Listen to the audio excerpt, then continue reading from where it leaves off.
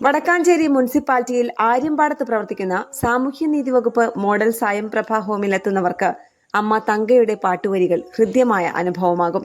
തങ്കയുടെ പ്രിയ സുഹൃത്തുക്കളായ മുതിർന്നവർ കൈയടിച്ചും പ്രോത്സാഹിപ്പിച്ചും ആസ്വദിച്ചും ചുറ്റുമുണ്ട്. 73കാരിയായ പൊങ്ങണം വീട്ടിൽ തങ്കയുടെ പാട്ടിനുമുണ്ട് പ്രത്യേകത. ഇന്ന് ഈ അമ്മ എഴുതി ഈണമിട്ട് പാടിയ പാട്ട് മുതിർന്നവരുടെ സാമൂഹ്യ മാധ്യമ കൂട്ടായ്മകളിൽ പ്രചരിക്കുന്നുണ്ട്.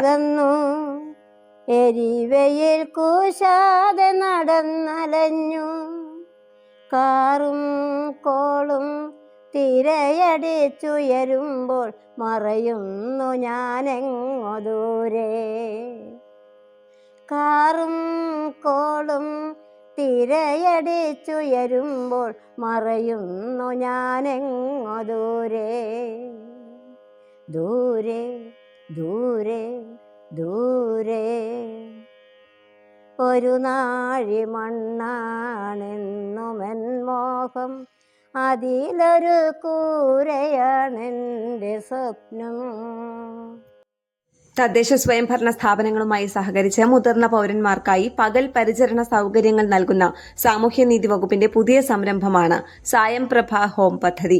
ആവശ്യക്കാരായ പ്രായമായവർക്ക് തടസ്സങ്ങളില്ലാത്ത ഒരു വേദിയിൽ ഏറ്റവും ആവശ്യമായ സേവനങ്ങളും സഹായവും ഈ പകൽ പരിചരണ കേന്ദ്രങ്ങൾ വഴി നൽകാനാകും.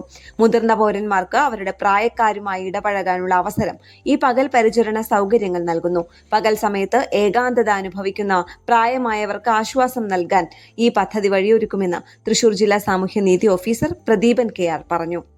പഞ്ചായത്തുകൾ, മുനിസിപ്പാലിറ്റികൾ, കോർപ്പറേഷനുകൾ എന്നിവിടങ്ങളിൽ നിന്നുള്ള 60 വയസ്സിന് മുകളിലുള്ള വ്യക്തികൾക്ക് സായം പ്രഭ പദ്ധതിയുടെ പ്രയോജനം ലഭിക്കും.